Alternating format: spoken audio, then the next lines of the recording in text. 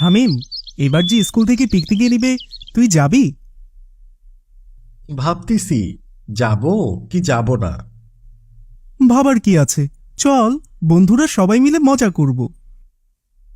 মজা হবে জানি, কিন্তু না যাওয়ারই ইচ্ছে। কিন্তু কেন যাবি না? তোকে কালকে বলবো। আচ্ছা, ঠিক আছে। আল্লাহ হাফেজ বন্ধু। আল্লাহ হাফেজ বন্ধু। কাল সকালে প্রস্তুত থাকিস, স্কুলে যাওয়ার সময় একসাথে যাব।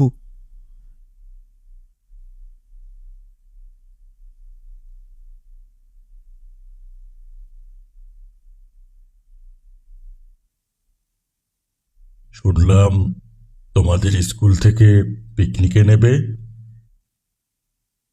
হ্যাঁ বাবা।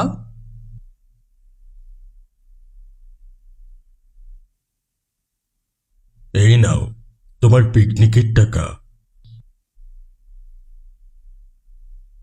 আব্বু, ফিলিস্তিন সম্পর্কে কিছু জানো?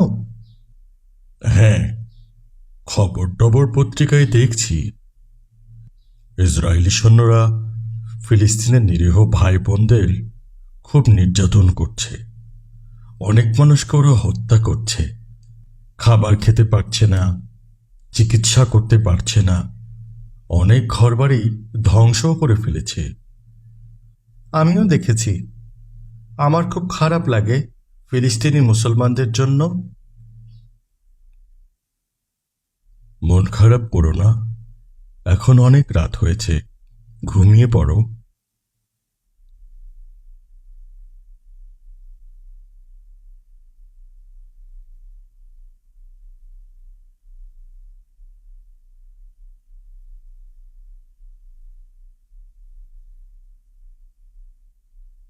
হামিম, হামিম।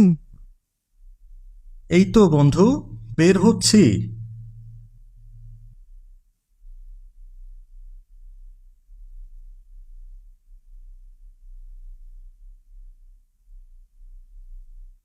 কি রে, তোর মন খারাপ কেন?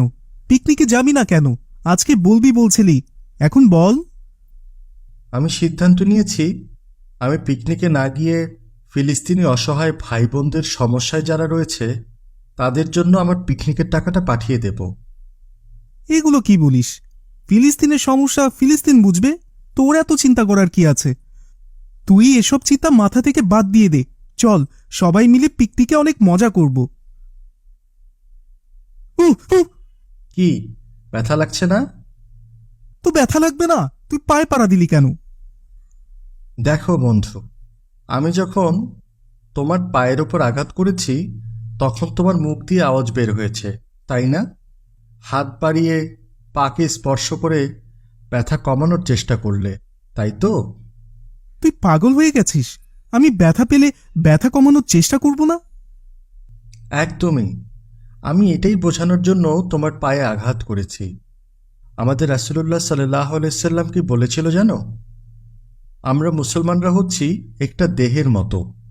যখন আমাদের দেহের একটি অঙ্গ অসুস্থ হয়ে যায় তখন আমাদের পুরো দেহটাই অসুস্থ হয়ে যায়। ঠিক তেমনি আমাদের ফিলিস্তিন মুসলিম ভাই বোনদের উপর ইসরায়েলি সেনাবাহিনী অত্যাচার করে গুলিবিদ্ধ করেছে। তখন এটা আমাদের হৃদয়ে রক্তক্ষরণ হয়। ফিলিস্তিনি ভাই বোন টাকার অভাবে খেতে পারছে না, চিকিৎসা করাতে পারছে না, শিশু তার মায়ের কোলে নিশ্চিতভাবে ঘুমোতে পারছে না। এরপরও তুমি বলবে আমরা কেন তাদেরকে নিয়ে চিন্তা করি? আসলেই বন্ধু, আমি তো এইভাবে কখনো চিন্তা করি নাই।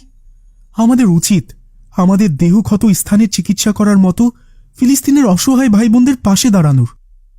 হজরত নুমান ইবনে বশির রাজি থেকে বর্ণিত, রাসূলুল্লাহ সাল্লাল্লাহু আলাইহি সাল্লাম ইরশাদ করেছেন, মুমিনদের পরস্পরের ভালোবাসা, অনুগ্রহ, হৃদ্রতা ও আন্তরিকতার উদাহরণ হচ্ছে একটি দেহ বা শরীরের মতো।